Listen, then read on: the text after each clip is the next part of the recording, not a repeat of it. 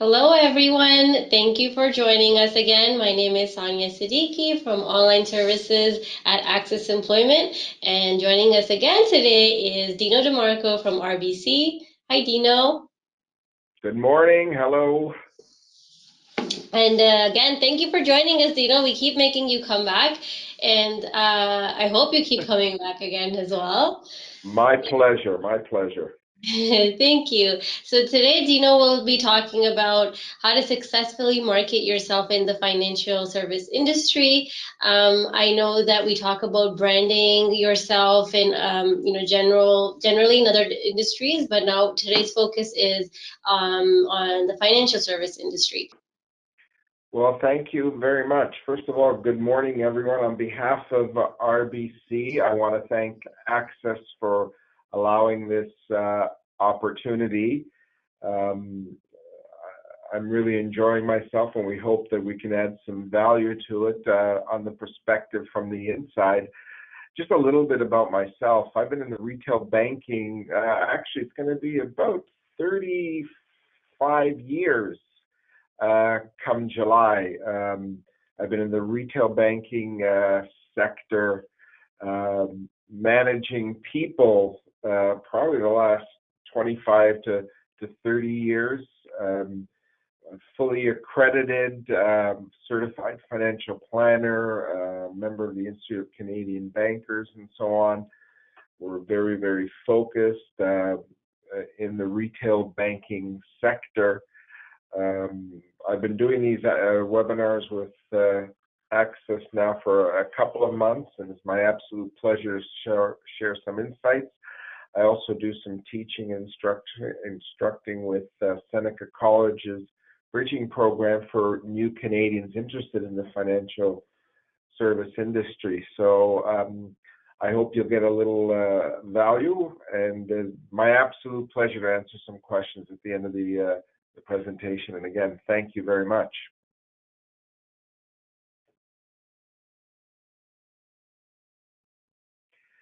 So, how to successfully market yourself just to the financial service industry.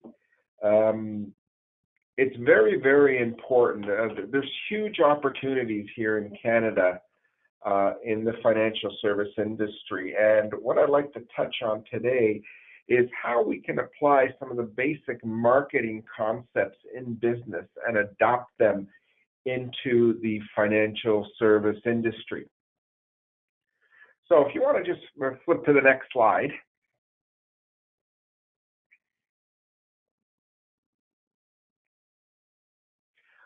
What is your personal marketing plan? A marketing plan, most businesses, if not all businesses, put together a marketing plan, a strategy of what they want to achieve, how they're going to achieve it, a roadmap to that success. And for us, it's exactly the same. We have to have our own marketing plan, which gives us a roadmap, a direction of obtaining employment in the financial service industry or any industry specifically. But this is very, very, very important actually in the financial services industry.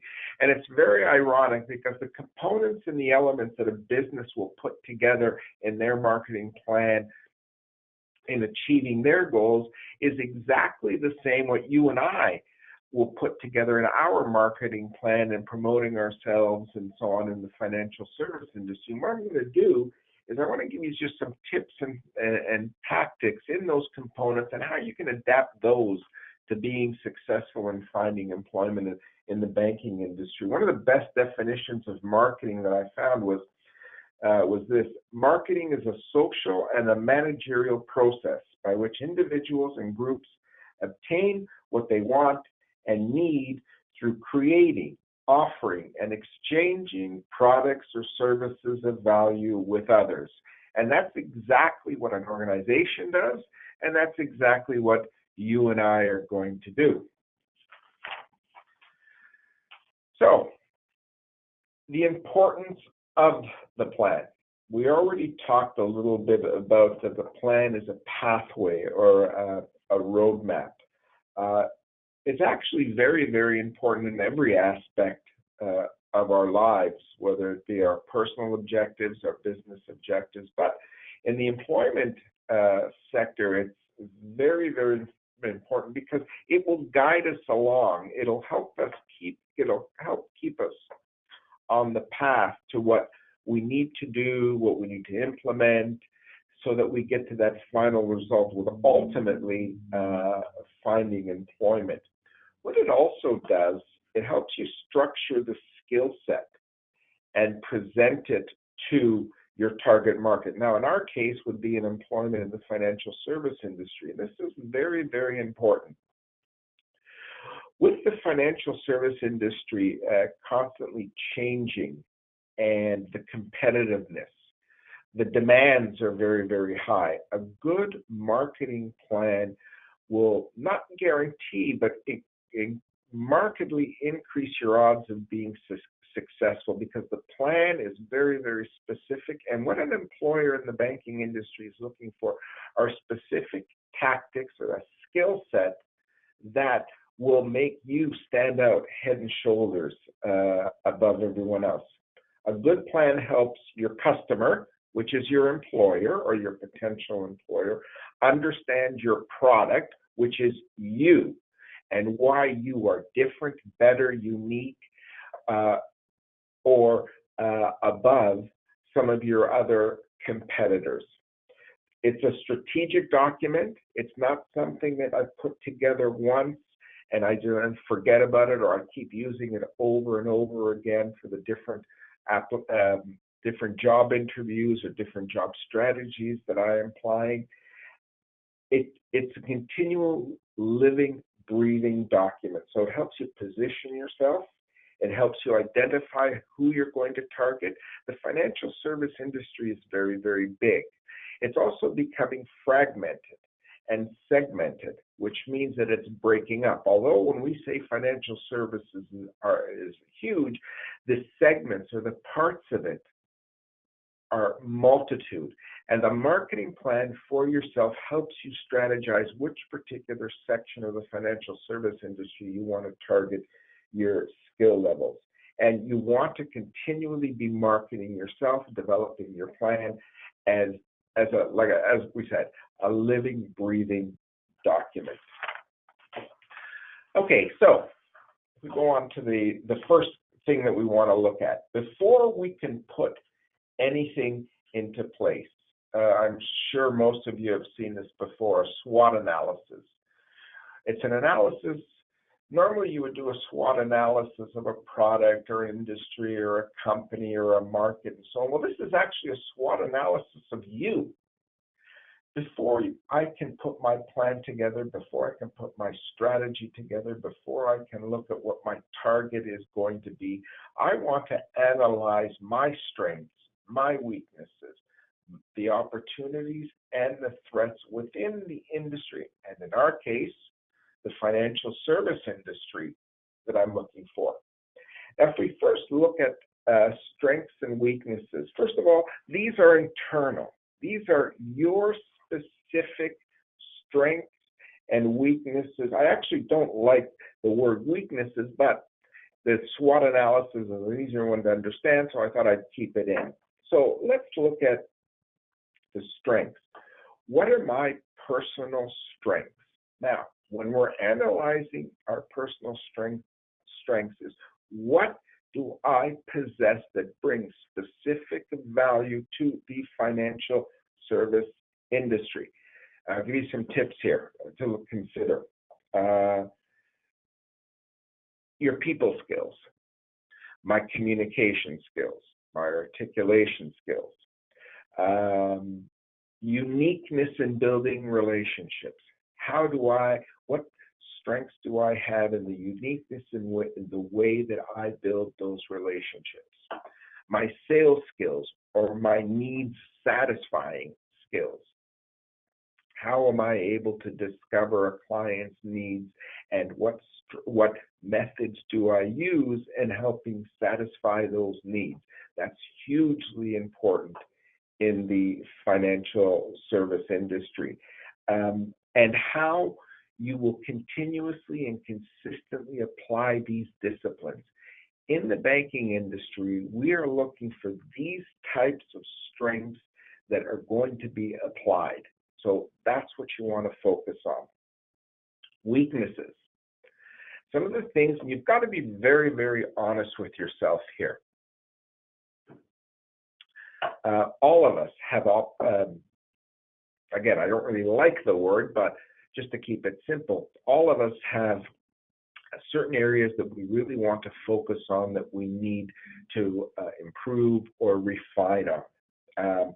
One of the most important things, especially in the financial service industries, because it is changing dramatically, one of the weaknesses that we look at are the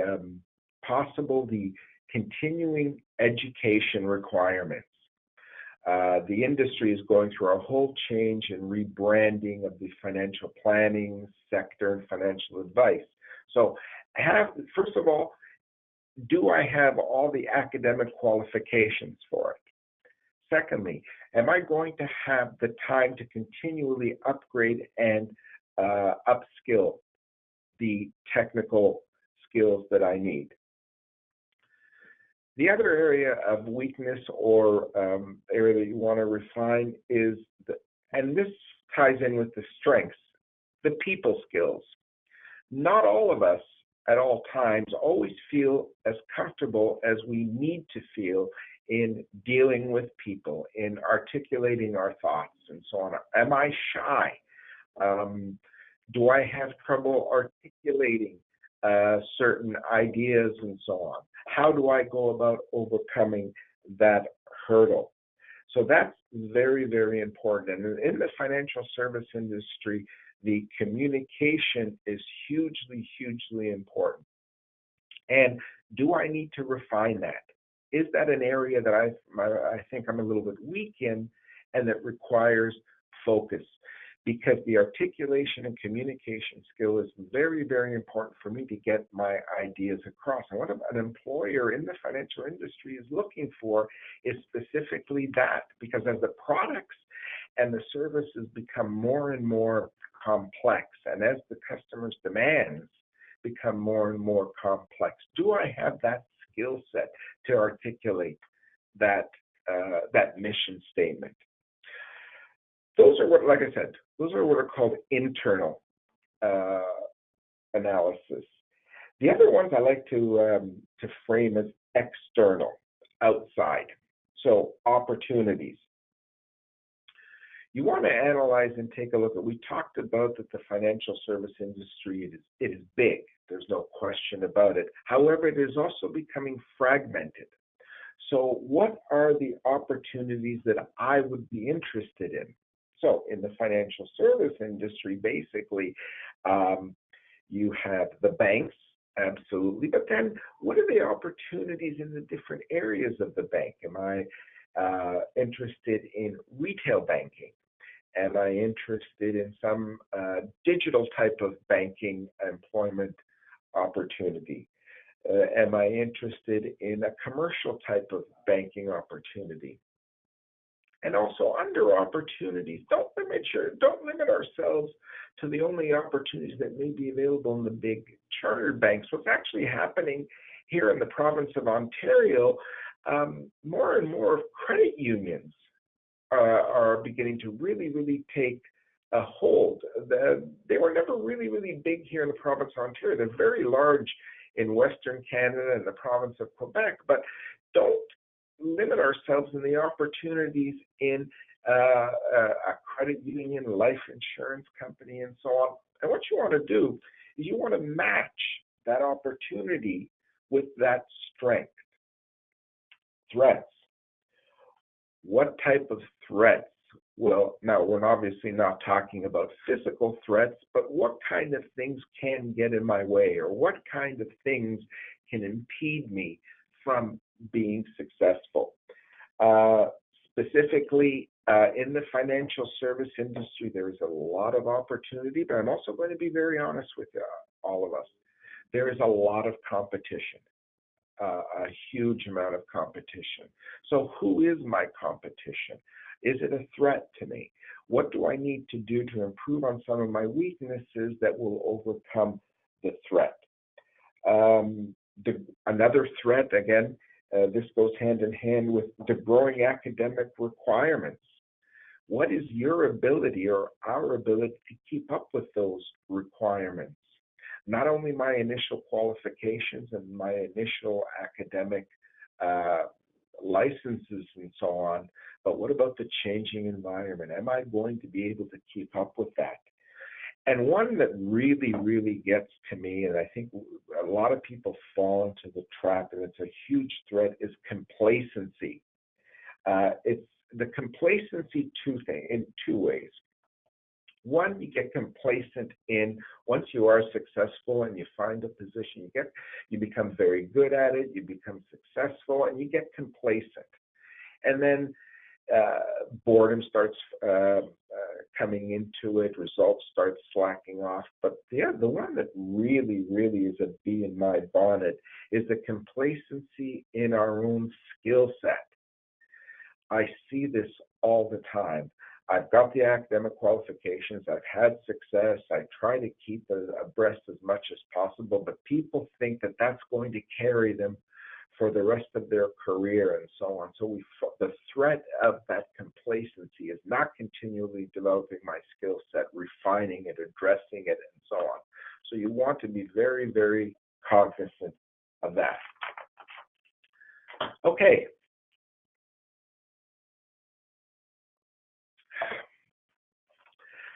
So now that we've done an analysis of ourselves, let's actually start developing the plan.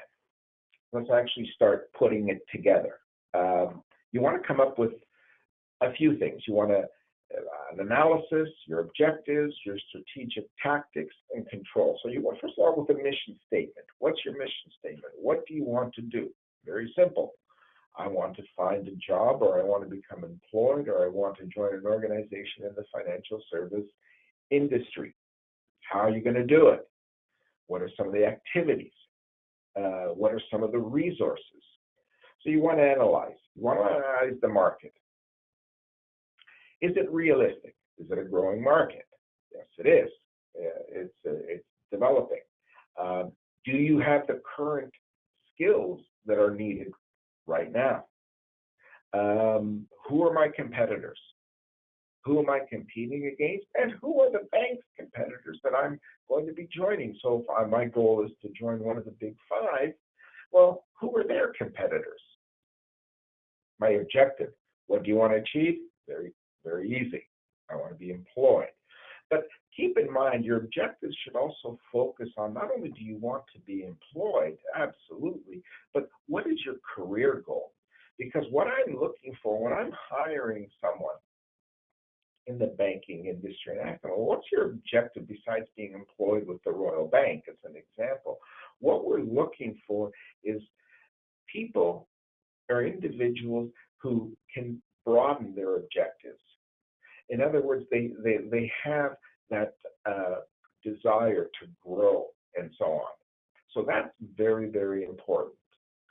Strategies. What specific things are you going to do that's going to actually help you get that job? And then once you're in the job, what specifically are you going to do? And I'll give you some examples in a while. What specifically are you going to do? What strategies are you going to put into play that's going to make you successful? Tactics. The tactics there's basically 4 tactics, which we're going to talk about in a second, and that's basically the product, which is you, the promotion, the place, and the price, and we're going to go into detail in just a few moments, and the control. Monitor it. Am I having success? The strategies that I'm putting into place. Am I getting that job interview? Am I getting that opportunity? Am I keeping abreast of what's going on? And you have to make adjustments. You may have to tweak a few things and so on. And am I adaptable? Do I have that skill set to adapt once I realize that my strategies and tactics aren't working? So let's get a little bit more specific. Implementing the elements of your marketing plan. There are basically, if we can go to the next slide, please.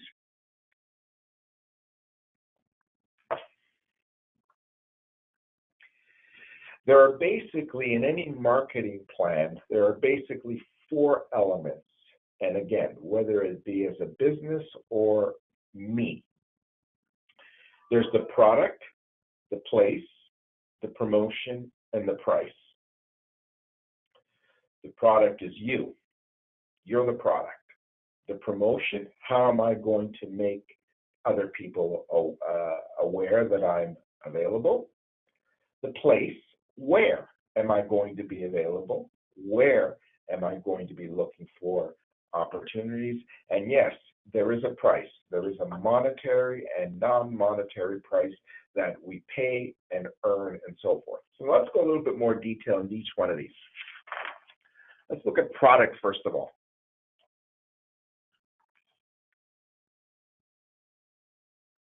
Next slide, please. The product is you. I know this may sound a little bit impersonal, but the bottom line is you and I are selling you and I. You're the product. What's your personal brand? Your special, specific skill set that makes you unique, that you bring to the employer. Your ethics, your way of doing business, your skill set that differentiates you. In the banking industry, we talked a little bit about it before, your communication skills, your academic background, your interpersonal skills. How do you want future employers to perceive you? In other words, how do you want me as a potential employer to see you?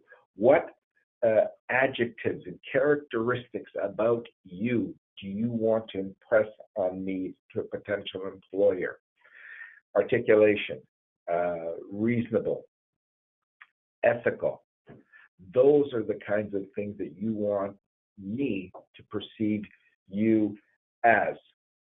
Secondly, with the product, the personal brand character for the banking industry. Again, we talked about the technical qualifications, the people skills, relationship, commitment, honesty, flexibility. How flexible is that product? How flexible are you and I? Adaptability, contributing, dedicated. Those are the characteristics in the product, in you and I, that we want to highlight to an employer. And these are all qualities or behaviors that I want to emulate and portray to my potential employer. That's me. I'm the product. Next, we want to look at the place. This space is your place. Find your place. Where am I going to focus my attention to obtain employment? So what are my physical locations possibly that I'm going to be focusing on? Is it the Toronto area? Is it Western Canada? Is it Eastern Canada? What place do I want to work in? Do I want to work in a digital environment in a call center? Do I want to work in a retail branch? Do I want to have the ability to work from a home location? So mobility factors, that's very, very important.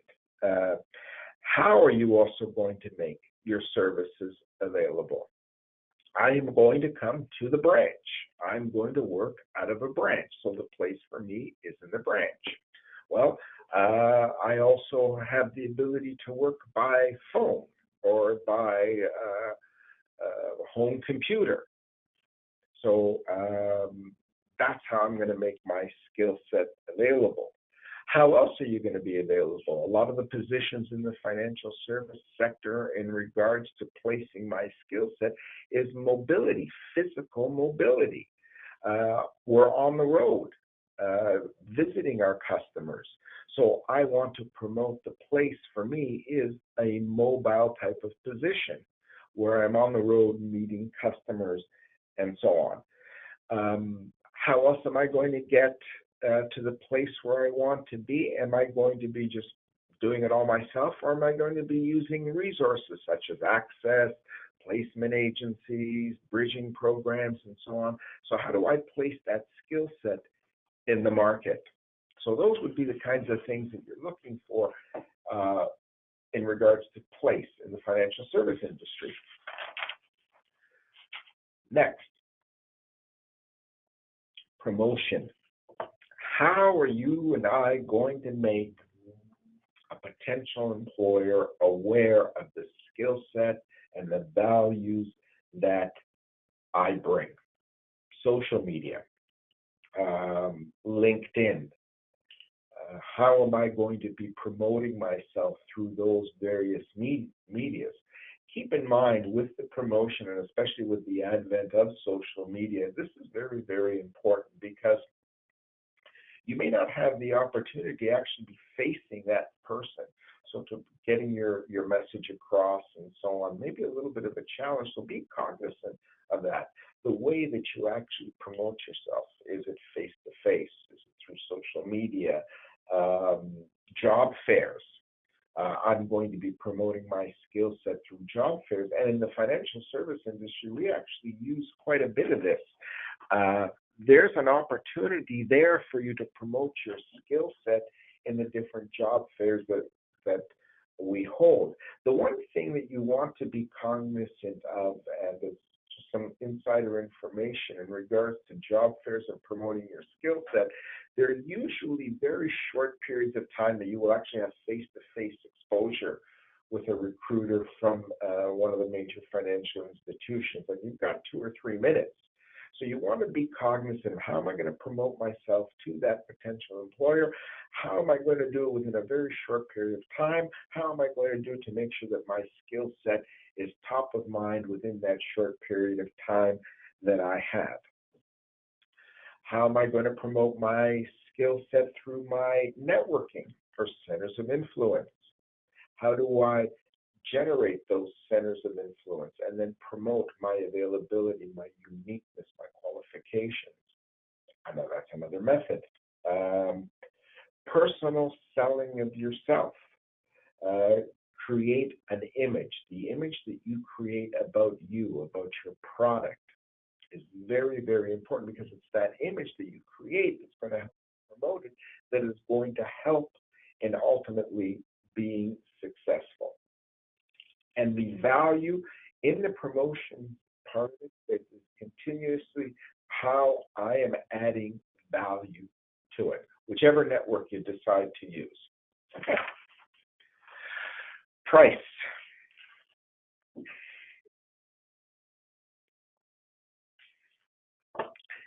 Again, when it comes to price, the first thing is, as the slide shows, we look at money. There is a monetary value. There is no question about that. The skill sets that you and I bring have a monetary value.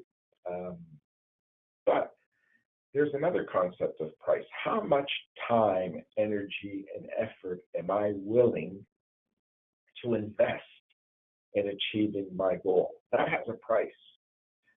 It's not always in dollars and cents, but you've got to take that into account. What other things am I going to have to sacrifice, or what other things am I going to have to give less priority to in order for me to focus on and achieving my goal of employment? So how much time can I afford to invest in that? Or I'm going to be investing a large amount of time. What price am I going to pay for it? And what price am I looking for in return? You want to do your market research. First of all, in the financial service industries, they are all very, very competitive in attracting talent when it comes to salary and price and monetary rewards. But you want to have an idea of what those parameters are in the areas that you're focusing in. In other words, my place where I'm going to be, what type of compensation, what is fair, how would I approach that discussion? And don't be afraid to have that discussion. It's a very sensitive type of issue, but you do bring value to it. The trick with pricing and asking about salary and so on is you want to show the value that you bring for the price that's going to be paid. Your skill set has value, and it's that value that you bring to the employer that's going to help set that price. The pricing or the monetary compensation in the financial services, as I said, they're very, very competitive. Salaries are very, very good. There's no question about it. But one other component that's actually changing in the financial service industry in regards to compensation and remuneration is the way it's paid.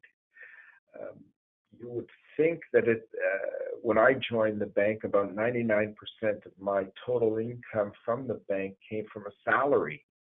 Well, as time progresses and as the banking industry changes, today I would say probably about 40% of my total income is from a variable type of pricing or a variable type of compensation. So am I willing to take those types of risk, realizing that the price or my compensation is going to be variable, which is going to be based on my performance, which is going to be based on the skill set that I'm able to employ? Is it a strength or a weakness, and so on? So when you're looking at it that way, you want to take that into account. Obviously, you want to make as much as possible. That's just human nature, and so on. So am I looking at a pricing model or an employer that is more incentive-based? Am I, or do I not feel comfortable with that type? I want a more of a steady income and so on. What am I willing to sacrifice? What am I willing to take to compensate for that flexibility? What am I willing to give up for the opportunity of the sky's the limit when it comes to compensation? So it's very, very important. Those are the four basic elements in a marketing plan. And those, as we talked about, are the exact same elements that you're going to employ in the financial service industry. So just to recap the entire strategy, the importance, we can go to the last slide there.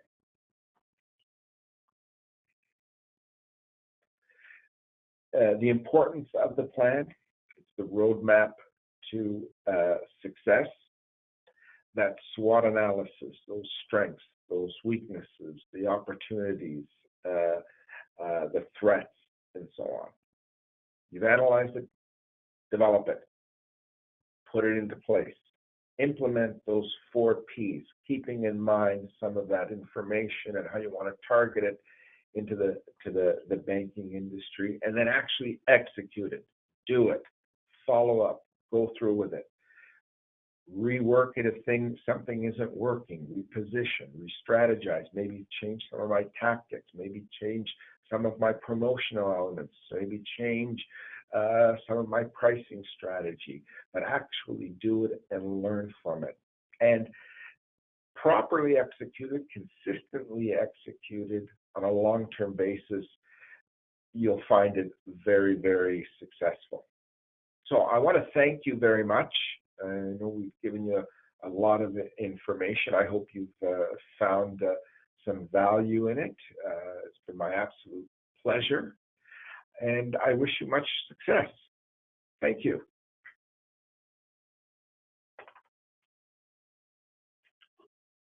Thank you, Dino.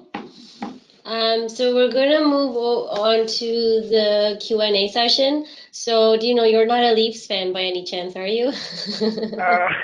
I used to be. although this year, maybe we've got some opportunity.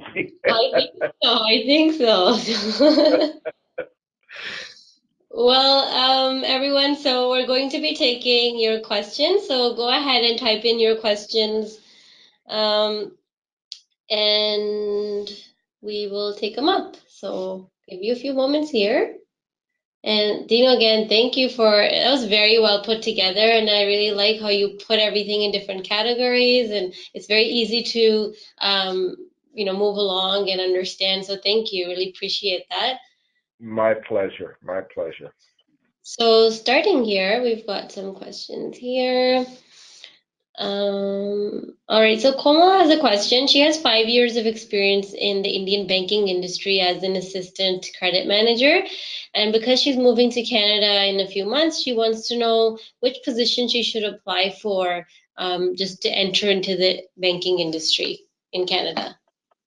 Um, Retail entry level position is probably your best bet and your easiest bet. So when I talk about retail, that we're talking about the branches that you see at the corner, basically. But it brings up a very interesting point. We talk about in the marketing plan, we talk about place. With that type of background, that is phenomenal. The background that you're coming with. Look at how you want to place your skill set in your specific markets. You want to leverage your background and the culture and so on. So as you promote yourself, the place that you want to look at doing it is our specific ethnic markets that we have. The banks are very, very specifically looking for people in different ethnic markets. Asian, Latino market, the European, and so on. Also, and then in regards to that skill set, in the context of the marketing plan, we have banks and financial institutions from Asia, India, and so on that are opening up here in Canada. And they're offering retail services, so you may want to place yourself along that route as well. All right, thank you for answering. Next question we have. All right, so what would be the best career pathway for someone? It's from Charles, for someone who has experience in digital banking channels, so like sales and support. Yeah. Digital, the banks are huge adopters of the digital technology. Our call centers, it would be one pathway, but what's also actually happening is we're setting up areas where you're actually working from home through your laptop and computer and so on. That's one area. Another area for the digital area is product development in the digital side. So besides the retail digital, you've got product development, and that could be on our corporate side. All right, thank you.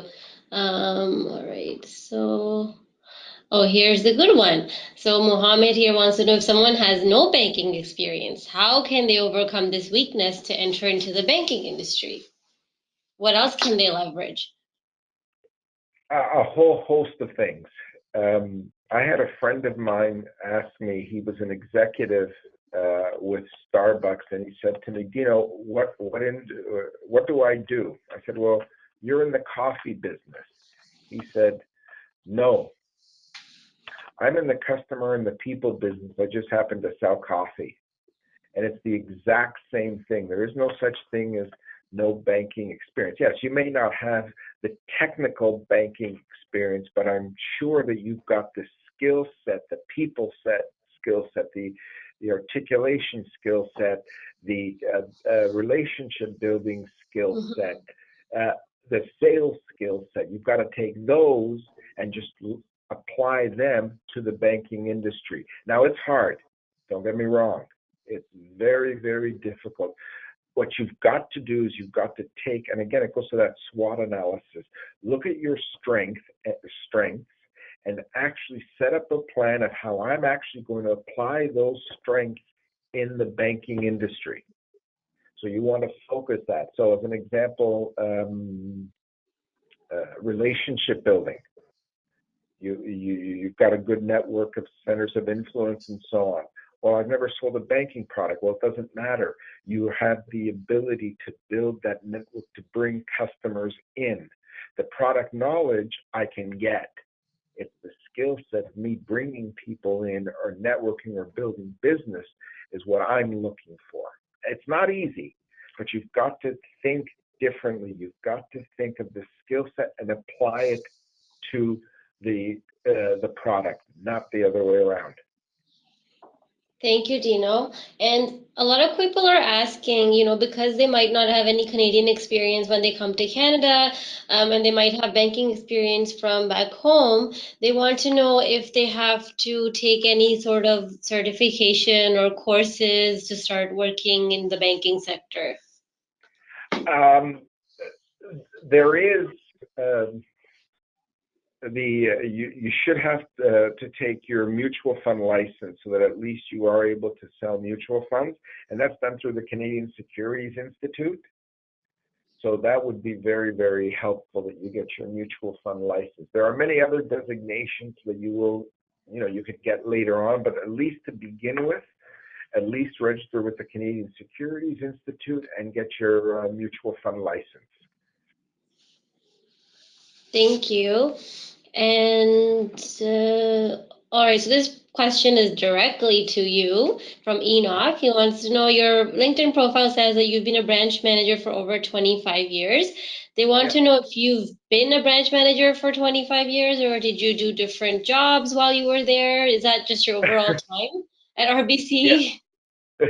I've been a branch manager for over 25 years. I've managed a variety of branches over 25 years.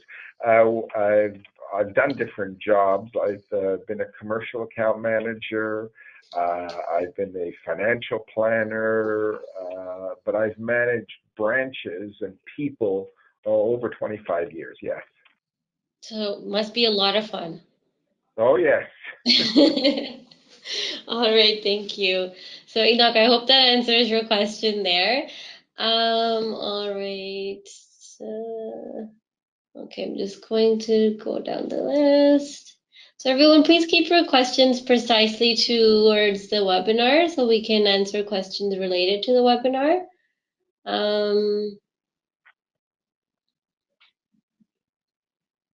All right, so here's a good question from Anushri.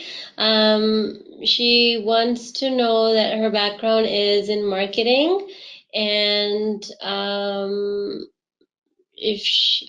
so she's done an interview for an entry-level teller position, and she wants to know, once she accepts it, how can she transition into the digital marketing field at RBC?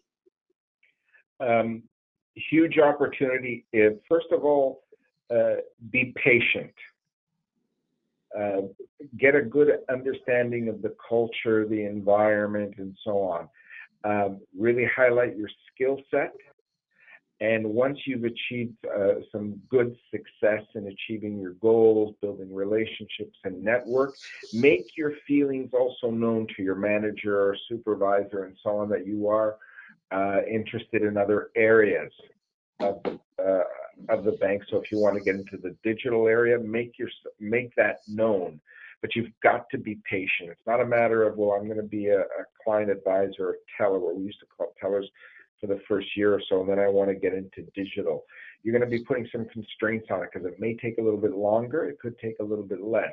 But as you become comfortable, as you start to gain understanding of the culture, you'll have regular reviews with your manager. Let them know that that's your real area of interest and so on. And what you want to do is you want to leverage what you learn as a client advisor, as a teller, to further highlight the skill set to get you to the ultimate position.